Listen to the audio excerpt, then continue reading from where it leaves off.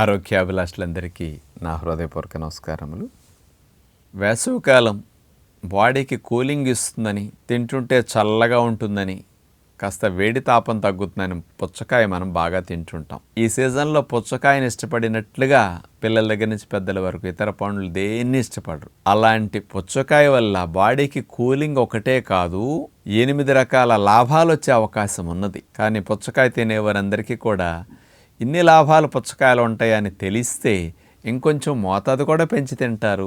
Summer అయిపోయిన తర్వాత కూడా పుచ్చకాయని సంవత్సరం పొడుగునా తింటాం మీరు కొనసాగిస్తారు. సంవత్సరం పొడుగునా చక్కగా దొరుకుతున్నాయి కదా ఇప్పుడు. అలాంటి పుచ్చకాయలో ఉండే 8 చక్కటి లాభాలు ఏమిటి, దాంట్లో ఉండే నీటి శాతం ఎంత, దాంట్లో ఉండే క్యాలరీస్ ఎన్ని, మరి దీనివల్ల కలిగే చక్కటి ప్రయోజనాల గురించి ఒక్కొక్కటి వివరణగా తెలుసుకునే ప్రయత్నం చేద్దాం. ముందుగా 100 గ్రాములు పుచ్చకాయ ముక్కలు తీసుకుంటే 16 కిలో క్యాలరీల శక్తి మాత్రమే ఇందులో ఉంటుంది.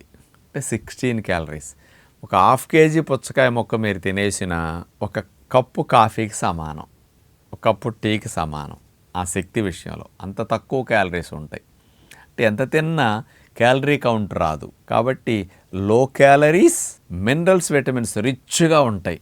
వాటర్ని మంచిగా అందిస్తుంది.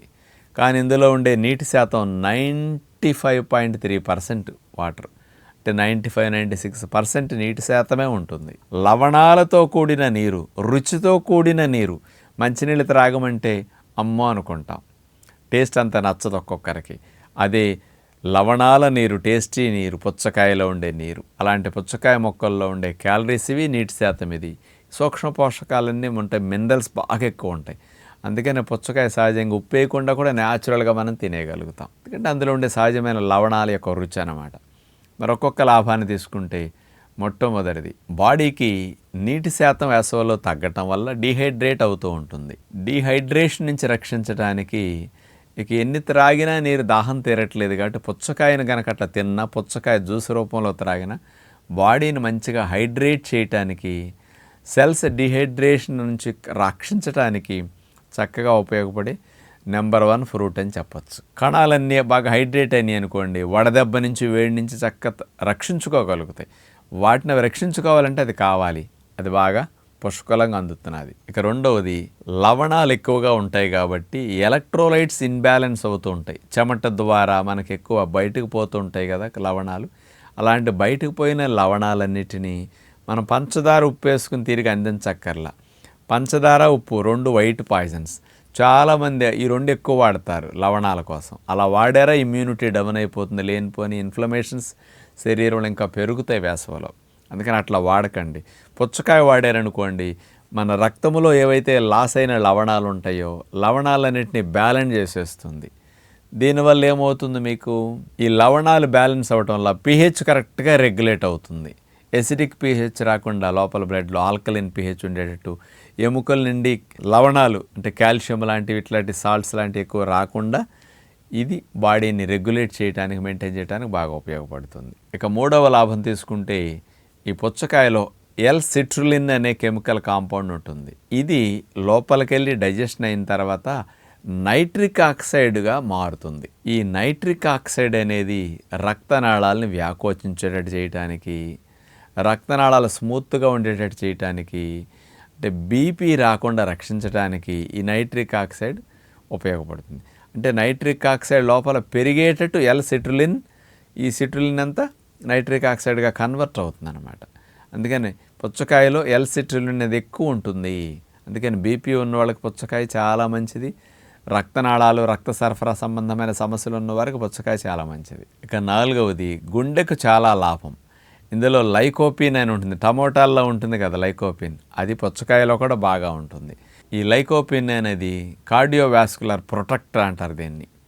అంటే గుండెని రక్షించడానికి, గుండె రక్తనాళాలను రక్షించడానికి చాలా గుండెకు మేలు చేస్తుంది అనమాట. ఇది ఒక యాంటీ ఆక్సిడెంట్స్, గుండె కణాల్లో ఇన్ఫ్లమేషన్స్ రాకుండా రక్షించుకోవడానికి ఈ లైకోపిన్ యాంటీ ఆక్సిడెంట్స్ లాగా గుండె మీద బాగా పనిచేస్తుందట. ఇక ఐదవది, ఈ పుచ్చకాయ మొక్కల్లో కుకుర్బిటాసిన్ E అనే కెమికల్ ఉంటుంది. ఇదేం చేస్తుందంటే మంచి కణాలని క్యాన్సర్ కణంగా మారకుండా రక్షించడానికి, క్యాన్సర్ కణంగా కొంచెం స్టార్టింగ్లో మారుతున్న సెల్ని రిపేర్ చేసి మంచి కణంగా మార్చడానికి బాగా హెల్ప్ చేస్తుంది. ఈ మధ్య క్యాన్సర్ మహమ్మారి బాగా పెరిగిపోతున్నది.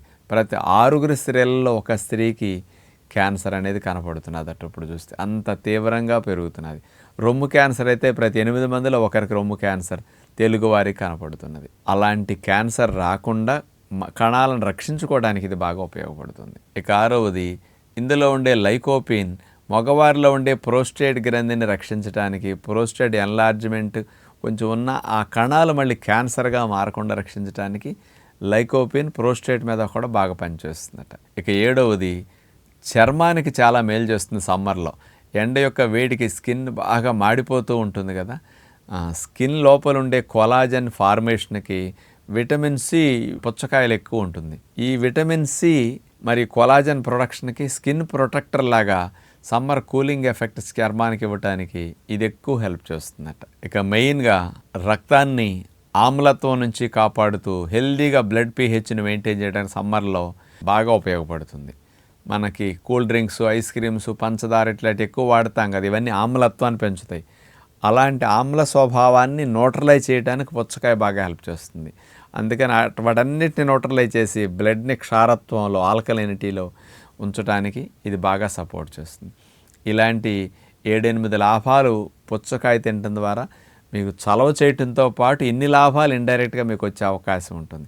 అందుకని ఈ సీజన్లోనే తిని మానేయకుండా సంవత్సరం పొడుగునా పుచ్చకాయ తింటే మంచిదని.